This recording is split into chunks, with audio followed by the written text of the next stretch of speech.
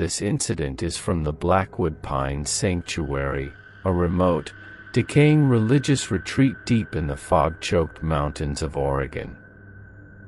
30 years ago, a catastrophic mudslide decimated the construction site of the sanctuary's new wing, burying 9 workers alive. The land has been cursed with a suffocating, heavy dread ever since.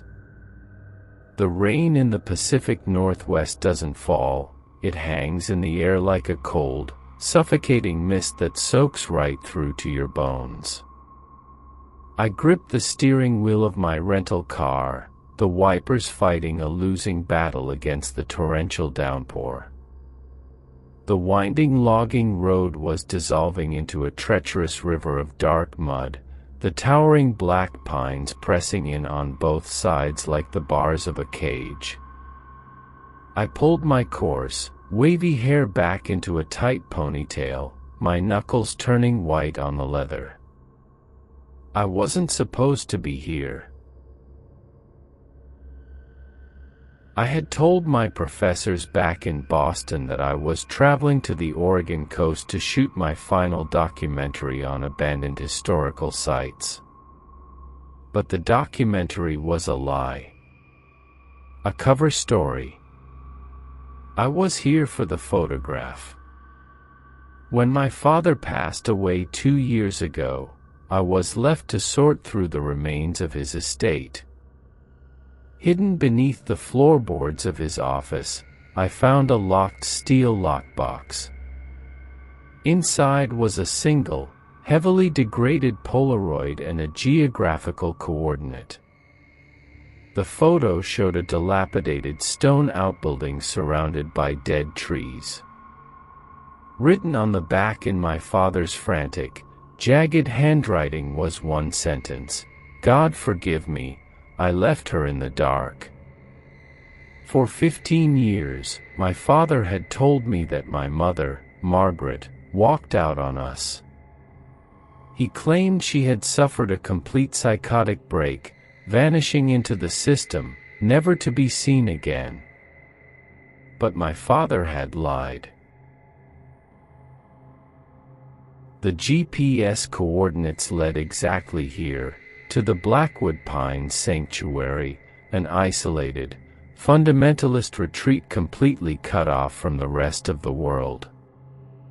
The trees suddenly broke, revealing a sprawling, decaying compound of Gothic stone buildings sitting beneath the shadow of a jagged mountain peak. The sanctuary looked completely abandoned, the stained glass windows dark and covered in creeping ivy. I parked the car near the rusted iron gates, killing the engine. The sheer silence of the place immediately pressed against my eardrums, broken only by the heavy drumming of the rain. I grabbed my camera bag and stepped out into the freezing storm, my high-ankle brown boots sinking 2 inches into the thick, freezing mud. "Can I help you?" I flinched, spinning around.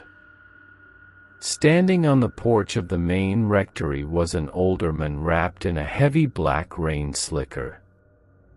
His face was weathered, lined with deep, exhausted crevices, and his eyes were cold and completely hollow. "I'm looking for Father Thomas," I said, projecting my voice over the rain. "You found him," the old priest replied, not taking a single step toward me. "And the sanctuary is closed to the public.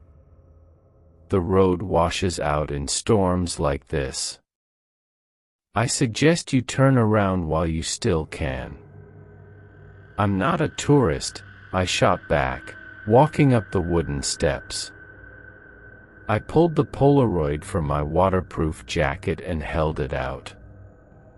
"My name is Chloe Evans. I'm looking for my mother." Father Thomas looked at the photograph, and I watched the blood completely drain from his face. A flash of pure, Unadulterated panic widened his eyes before he quickly masked it with a hard scowl. "There is no one here by that name," he said, his voice trembling slightly. "You need to leave. Now." Before I could press him further, he turned around, stepped inside the rectory, and slammed the heavy oak door in my face. I heard the distinct, heavy thud of a deadbolt sliding into place. I stood on the porch, the freezing rain dripping down the back of my neck. He was hiding something. The sheer terror in his eyes confirmed everything my father's hidden box had suggested. I didn't leave. Instead, I retreated to my car, waiting out the daylight. When night finally fell, the sanctuary was swallowed by an impenetrable, pitch-black darkness. There were no streetlights, no generators. Just the howling wind and the freezing rain. I grabbed my flashlight and pulled out my Samsung Galaxy S25 Ultra, turning on the night vision recording mode. If I was going to find answers, I was going to document every single second of it. I slipped through a broken section of the wrought iron fence, navigating the treacherous, muddy grounds purely by the faint glow of my phone screen. I was looking for the stone structure from the photograph. I found it nearly a mile behind the main compound, sitting at the base of a massive, muddy ravine. It was a subterranean root cellar, built directly into the side of the mountain. And just like the picture, it looked like a tomb. But it wasn't just abandoned, it was heavily fortified. Thick, rusted logging chains were wrapped around the heavy steel door, secured by 3 massive padlocks. Strange, crude symbols were carved deep into the rotting wood of the doorframe, not Christian crosses, but something older. Something meant to keep whatever was inside trapped. I approached the door, the mud sucking at my boots. A thick, sickening stench permeated the freezing air. It smelled like raw copper, stagnant water, and rotting meat. I held my phone up, the camera lens focused on the heavy steel door, and pressed record. "Mom." I whispered, my voice trembling, sounding pathetically weak against the storm.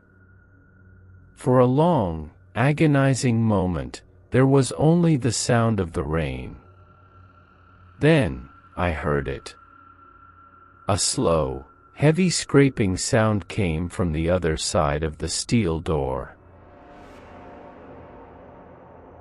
It sounded like fingernails dragging violently against metal.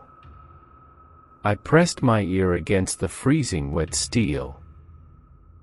Scratch. Scratch. Scratch. And then, a voice spoke.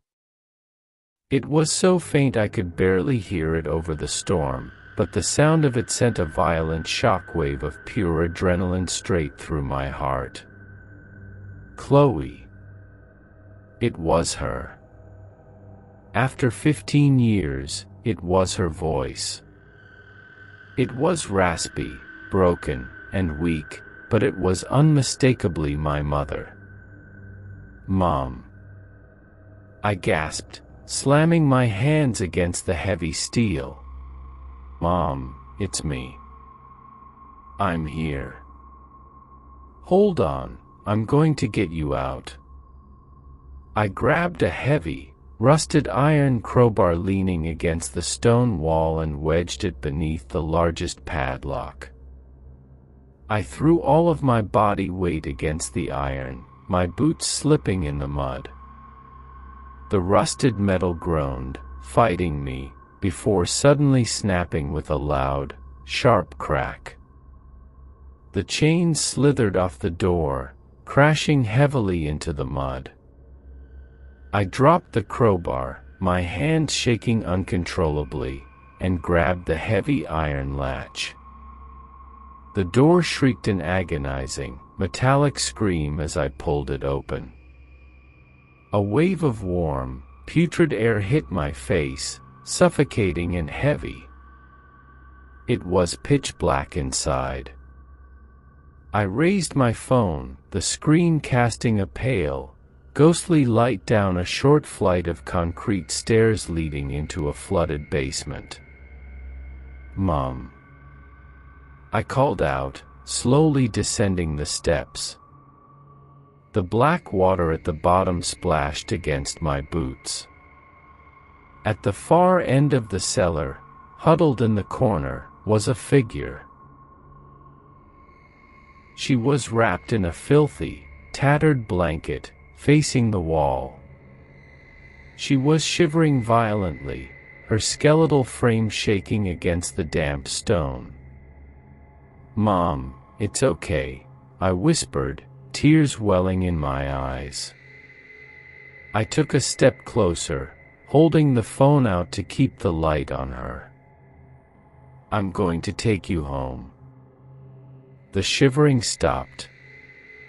Slowly, the figure began to stand up.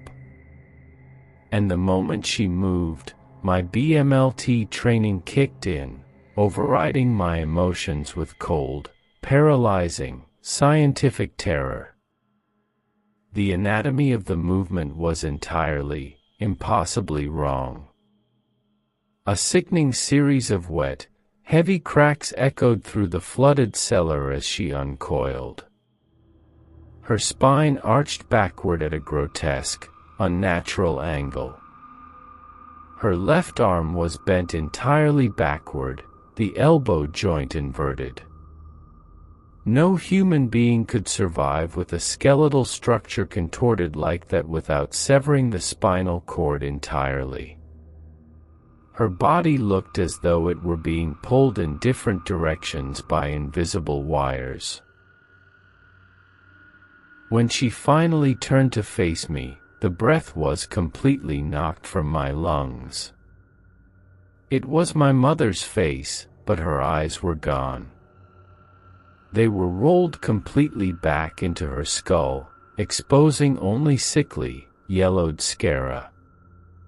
Her jaw hung open, completely unhinged, stretching her face into a permanent, silent scream. She didn't look at me. But from the darkness of her unhinged jaw, a sound emerged that defied all logic, all science, and all reason. It wasn't one voice. It was a chaotic, overlapping chorus. The dirt is so heavy." A deep, gravelly man's voice wept from my mother's throat. "We can't breathe. It's crushing us," another voice wheezed, layered perfectly over the first. "Tear her eyes out. Drink her blood," a third, violent, booming voice roared. 9 distinct, terrifying voices, spanning different ages and genders, all speaking at the exact same time, spilling out of my mother's deformed mouth. I froze, paralyzed by pure, mind-shattering horror. Suddenly, all 9 voices stopped dead. My mother's head violently snapped to the side, her neck cracking loudly. The yellowed, dead eyes locked directly onto me. Her jaw snapped shut, and then slowly curled into a wicked, impossibly wide grin. When the entity spoke next, all 9 voices spoke in perfect, horrifying unison, vibrating the concrete walls and rattling the water at my feet. "You brought a new body for the dark. Before I could even scream, the creature that used to be my mother launched itself off the wall. It moved on all fours like a massive, broken spider, its elongated, dislocated limbs splashing violently through the black water, closing the distance between us with terrifying, unnatural speed. The human brain is a biological machine built for survival. When confronted with something that shatters its understanding of reality, it doesn't try to comprehend it. It simply triggers a massive, blinding surge of adrenaline and screams, "Run!" As the deformed, spider-like entity that used to be my mother lunged out of the black water, my survival instincts violently hijacked my body. I threw myself backward, my boots slipping on the slick concrete stairs. I dropped my phone. It splashed into the flooded basement, the night vision screen flickering and dying, plunging the cellar into absolute, suffocating darkness. In the pitch black, the horror became entirely auditory, and it was infinitely worse.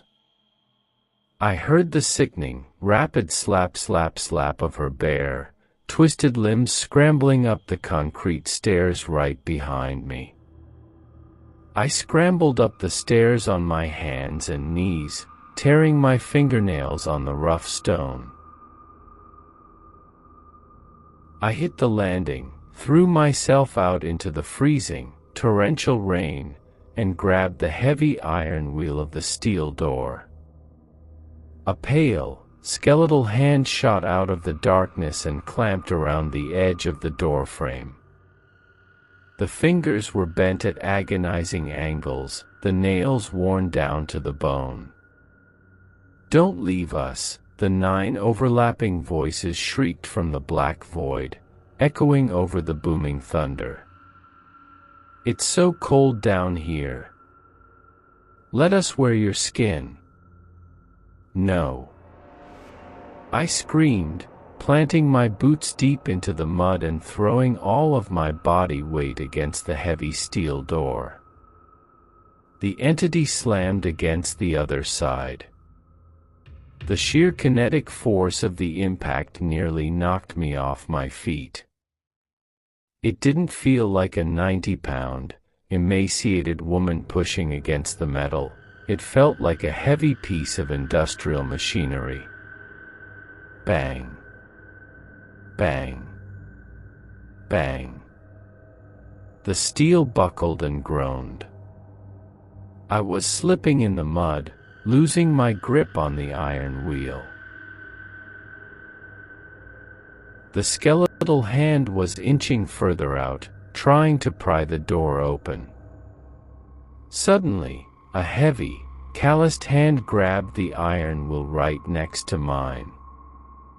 "Push!" Father Thomas roared over the storm. The old priest threw his massive shoulder against the door. Together, we forced the heavy steel shut. It slammed into the frame with a deafening metallic clang, severing 3 of the skeletal fingers that had been gripping the edge. There was no blood. The severed digits simply fell into the mud, looking like pieces of dried, petrified wood. Father Thomas didn't hesitate. He grabbed the rusted logging chains from the mud, whipped them around the handle, and slammed a massive new brass padlock into the links, snapping it shut. The second the lock clicked, the entity on the other side went absolutely berserk. The heavy steel door vibrated violently as the creature hurled itself against the metal over and over again. The 9 overlapping voices bled through the cracks, no longer forming words, just emitting a single, deafening, chaotic shriek of pure, unadulterated rage. Father Thomas grabbed me by the collar of my rain jacket, hauling me away from the cellar. "Move," he yelled, "before the hinges give out. Run." We scrambled up the muddy ravine, fighting the freezing rain and the howling wind, until we finally reached the heavy oak doors of the main rectory. Thomas shoved me inside, slammed the door shut, and threw 3 heavy iron deadbolts into place. I collapsed onto the hardwood floor of the foyer, gasping for air, my lungs burning, my body shivering violently from the freezing rain and the sheer, mind-shattering shock. My scientific brain was frantically trying to process what I had just seen, searching for a biological explanation. Severe osteoporosis, advanced neurosyphilis, a radical mutation affecting the motor cortex. But none of it fit. As a lab tech, I knew the tensile strength of human bone and muscle. The way her spine had arched, the way her joints had inverted, it was anatomically impossible. A human body could not generate that kind of kinetic force without tearing its own ligaments to shreds. Father Thomas walked past me, his boots leaving muddy tracks on the floorboards, and began aggressively pulling heavy iron shutters over the stained glass windows, locking them tight. "I told you to leave, Chloe," he said, his voice hard, devoid of any sympathy. "I warned you." "What is that?" I choked out, pushing myself up against the wall, my teeth chattering. "What is in that cellar?" "That's not my mother." "It can't be." Thomas finished locking the last shutter. He walked over to a heavy mahogany desk, struck a match, and lit a kerosene lantern. The flickering yellow light cast long, dancing shadows across his exhausted, hollow face. "Your mother is in there," Thomas said quietly, his voice heavy with a decade of guilt. "But she is not alone. And she hasn't been for 15 years. He pulled out a heavy, leather-bound ledger from the desk drawer and threw it onto the table. 30 years ago, before your father sent her here to rest, this sanctuary tried to build a massive underground annex. A place for deep, silent prayer," Thomas explained, staring blankly at the flickering lantern. But the mountain didn't want them digging. After 3 weeks of heavy rain, the ridge collapsed. A massive mudslide buried the excavation site under 50 feet of wet earth and granite. 9 workers were trapped at the bottom of the shaft, he continued, the atmosphere in the room growing suffocatingly heavy. "They didn't die instantly, Chloe. They suffocated in the pitch black. For 3 days, they sat in the freezing mud, breathing in each other's terror, their panic, their absolute despair. When humans die in that kind of concentrated agony, their energy doesn't just fade away. It ferments. It fuses." He looked at me, his eyes dead and serious. The 9 of them became a legion. A single, parasitic entity made of pure anger and terror. It bonded to the soil of this mountain. It waited. I wrapped my arms around my freezing chest, my mind reeling. "And my mother. Margaret came here looking for peace," Thomas whispered. "She was vulnerable. Her mind was already fragile. She went for a walk near the old excavation site one evening, and the Legion found a vessel. It flooded into her nervous system. 9 consciousnesses violently fighting for control of one human brain. That is why her body is broken, Chloe. The human skeletal system isn't designed to take orders from 9 different minds at once. It literally tore her anatomy apart. Why didn't you help her? I yelled, anger finally piercing through the shock. Why did you lock her in a cellar like an animal? Because we couldn't get them out.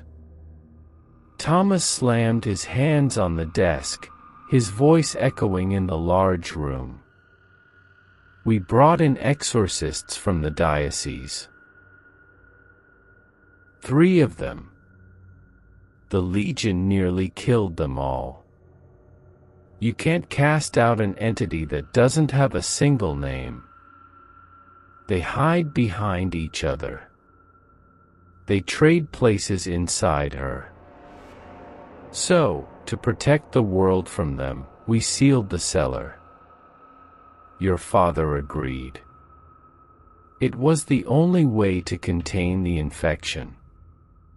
He walked over to me, towering over my shivering form. But you just broke the seal, Thomas said, his voice dropping to a terrifying whisper. For 15 years, they have been surviving off the last scraps of your mother's life force. But her body is dying, Chloe. The vessel is broken. They are starving for a new, healthy host. By opening that door, you didn't just let them see you, he said, his eyes locking onto mine. You gave them an invitation. Suddenly, the heavy atmosphere in the room shattered. From directly outside the thick oak door of the rectory, over the howling of the wind and the freezing rain, a voice called out. Chloe, sweetheart, open the door. My blood turned to absolute ice. It was my father's voice. My father had died of a massive coronary 2 years ago in a hospital bed in Boston. I had watched them pull the sheet over his face. But the voice standing on the other side of the heavy oak door was a perfect, flawless mimicry of his warm, deep baritone. I'm so cold, Chloe, my father's voice pleaded from the porch. They're hurting me. Please, baby, unbolt the door. Let Dad inside. Don't listen to it, Father Thomas hissed, grabbing me by the shoulders as I involuntarily took a step toward the entryway. It's the Legion. They pull memories from your mother's brain to manipulate you. They are testing the perimeter. I have to get her out of there, I whispered, stepping back from the door, my scientific skepticism completely shattered, replaced by a cold, hardened resolve. I'm not leaving my mother in that cellar to die. You can't save her, Thomas argued. If we open that door again, they will abandon her failing body and flood directly into yours. We have to leave the mountain, tonight. Chloe. The voice outside the door suddenly changed. It was no longer my father. It was the 9 overlapping voices again, dripping with vicious, mocking cruelty. Your mother's ribs are snapping, we are going to peel her mind like a grape. Perform the exorcism, I demanded, looking the old priest dead in the eyes. I told you, it's impossible. It's a multiple possession. Then we changed the variables, I said, the analytical part of my brain clicking back into gear. You said they hide behind each other. You said they share the same nervous system. If I can anchor them, if I can force them to focus entirely on me as the bait, can you sever the connection? Father Thomas stared at me, horrified. If you act as the anchor, and the ritual fails, all 9 of them will enter you simultaneously. It will completely shatter your mind. Then you better not fail, I said, walking over to the heavy oak door and pressing my hand against the cold wood. Before Thomas could answer, the kerosene lantern on the desk violently flickered and blew out, plunging the rectory into total darkness. Outside, the storm seemed to go completely dead. The wind stopped. The rain went silent. And then, the heavy oak door bulged inward with a deafening crack, the wood splintering around the iron deadbolts. The cellar door hadn't held them. The Legion was out. The heavy oak door didn't just break, it exploded inward, showering the dark foyer with jagged splinters of wood and rusted iron. A blast of freezing, rain-soaked wind howled into the rectory, extinguishing the last remaining candles. In the pitch black, the silence that followed was worse than the explosion. I couldn't see anything. I could only hear the sickening, wet slap slap slap of bare hands and feet crawling across the hardwood floor. It was inside. The sanctuary. Father Thomas roared, grabbing my arm and hauling me violently down the dark hallway. Move. We sprinted blindly through the decaying corridors of the rectory, the sound of the entity scrambling up the walls right behind us. It didn't sound human. The dragging of its twisted limbs and the rapid clicking of its joints sounded like a massive insect navigating a labyrinth. We burst through a set of heavy double doors and into the main chapel. It was a massive, cavernous room, illuminated only by the faint, strobing flashes of lightning bleeding through the high, shattered stained glass windows. Thomas slammed the doors shut, throwing a heavy wooden beam across the iron brackets. "Get to the center of the altar," he ordered, his chest heaving as he pulled a small, silver vial of holy water and a tattered, leather-bound ritual book from his heavy coat. "Sit on the stone. Do not move. Do not break the circle I am about to draw. And Chloe." He grabbed my shoulders, his weathered face terrifyingly grave in the dim light. "When the Legion speaks to you, it will use your mother's memories. It will beg. It will threaten. But whatever you do, do not look directly into her eyes. If you make eye contact when the entities surface, you create a neurological bridge. They will abandon her failing body and flood directly into your brain.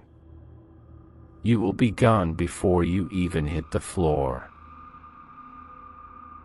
Do you understand?" "I understand," I choked out, my heart hammering violently against my ribs. I scrambled up the wooden steps and sat directly in the center of the cold marble altar.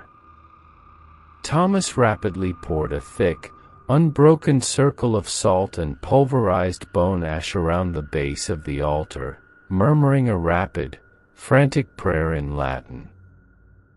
My scientific mind was desperately trying to hold on to reality. It's a shared psychosis. It's a localized hallucinogen in the air. I repeated the biological facts like a mantra to keep myself from completely snapping. But the moment the heavy double doors at the back of the chapel began to bow inward, all logic evaporated. Bang! The heavy wooden barricade cracked. Bang! The beam snapped in half with a deafening crack. The double doors flew open, slamming against the stone walls. Standing in the entryway, silhouetted by the lightning, was the broken, hollowed-out vessel of my mother. She wasn't crawling anymore. She was standing upright, but her posture was agonizing to look at. Because the 9 entities were fighting for control of her central nervous system, her body jerked and twitched in violent, asynchronous spasms. Her left leg dragged behind her, while her right arm reached out at an impossible, dislocated angle. She took a step into the chapel. The air instantly plummeted to freezing, a thick, white mist rolling off the stone floor. Father Thomas. The 9 overlapping voices whispered, the sound vibrating through the wooden pews.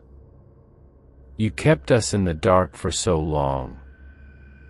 We are going to peel the flesh from your bones and wear your skin to church. I cast you back to the earth.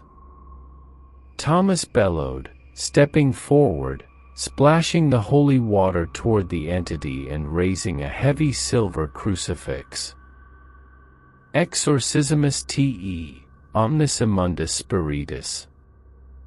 The reaction was instantaneous and horrifying. The entity let out a deafening, layered shriek that shattered the remaining stained glass windows. Shards of colored glass rained down into the chapel. The creature moved with a terrifying, jerky speed, launching itself across the pews. It bypassed Thomas entirely, scrambling up the side of the wooden pulpit and leaping directly onto the altar, stopping inches from the circle of ash. I squeezed my eyes shut, staring at the marble floor, my body shaking uncontrollably. Do not look into her eyes. Do not look. The stench of rotting earth and copper was suffocating. I could hear the wet, rattling breath of the creature hovering right above me. Chloe, my mother's real voice whispered, cracking with agonizing pain. Please, baby. It burns. They're burning me alive from the inside. Just look at me. Look at your mother. Tears streamed down my face. The urge to look up, to see the woman I had thought was dead for 15 years, was a physical, burning ache in my chest. But I kept my eyes locked on the floor. She's not alone in there. I yelled over the howling wind, forcing my voice to stay steady. I remembered what Thomas had said in the rectory. They were 9 separate minds. 9 separate egos trapped in one skull. You're cowards. I screamed at the stone floor. 9 men hiding inside one sick woman. Which one of you is actually in charge? The overlapping voices suddenly stuttered, breaking their terrifying unison. I am the foreman, the deep, gravelly voice roared from my mother's throat. I command the dark. You got us killed, the raspy, wheezing voice immediately shrieked back, fighting for control of the vocal cords. You dug too deep. It's your fault. You don't share power. I pushed harder, leaning into the chaos, using my BMLT knowledge of how parasitic organisms fight for resources. A body can only have one brain. You're tearing her apart because you're fighting each other for the host. It worked. The psychological trap closed. My mother's body violently convulsed as the 9 entities suddenly turned their rage entirely inward, fighting each other for dominance over her failing anatomy. It was a display of body horror that will haunt my nightmares until the day I die. The left hand violently grabbed her own throat, squeezing tight, while her right arm swung wildly, punching her own ribs with sickening, heavy thuds. Crack. I heard the agonizing sound of her collarbone snapping under the pressure of 2 conflicting muscular commands. The voices were no longer overlapping, they were screaming over each other, a chaotic, deafening argument of pure hatred. My body. Let me speak. Tear him out. Now, Thomas. I screamed over the chaos. Sever it now. Father Thomas rushed forward, pressing the heavy silver crucifix directly against the entity's forehead, completely ignoring the flailing, broken limbs. By the blood of the martyrs, I sever your bond. Thomas roared, his voice booming with the weight of absolute authority. You are divided. You are broken. I cast you back into the cold earth. EXI. A blinding, concussive shockwave of pure, freezing energy exploded from my mother's body. It hit me like a physical wall of force, knocking me backward across the marble altar. The 9 voices let out one final, agonizing, deafening scream that tore through the chapel, echoing up into the vaulted ceiling. A thick, black, oily mist violently erupted from my mother's unhinged jaw, pouring out of her eyes and nose, screaming as it was ripped from the host. The mist swirled frantically in the air, plunging toward me, desperately trying to cross the circle of ash to find a new vessel. But the circle held. The ash flared with a bright, blinding heat. With a sound like a collapsing mine shaft, the black mist was violently pulled downward, sinking rapidly into the stone floor of the chapel, vanished back into the deep, suffocating earth of the mountain. The freezing temperature in the room instantly vanished. The heavy, oppressive dread that had choked the sanctuary lifted, replaced by the simple, quiet sound of the rain falling outside. My mother collapsed onto the marble altar like a puppet with its strings cut. Mom. I scrambled across the stone, sliding to my knees beside her. Her body was completely broken. Her breathing was shallow, a wet, rattling sound in her chest. But when I looked at her face, the unnatural tension was gone. Her jaw was resting normally. The yellowed sickness had faded from her eyes, replaced by a soft, clear, familiar brown. She looked up at me, her eyes focusing for the first time in 15 years. Chloe. She whispered, her voice incredibly weak, but entirely her own. She raised a trembling, bruised hand and gently touched my cheek. You grew up so beautiful. I'm going to get you a doctor, I sobbed, pressing my hand over hers. I'm going to get you out of here. Just hold on. Margaret smiled, a small, peaceful, heartbreaking smile. It's quiet now, she whispered. The dark is finally quiet. Her eyes slowly drifted shut. Her chest stopped rising. After 15 years of absolute, agonizing torment, my mother was finally free. I stayed on the mountain just long enough to help Father Thomas bury her in the small cemetery behind the chapel, far away from the root cellar. We didn't mark the grave with a cross, we marked it with a simple stone, facing the sunrise. I never told the authorities what happened at Blackwood Pines. The police wouldn't have believed me, and science couldn't explain it.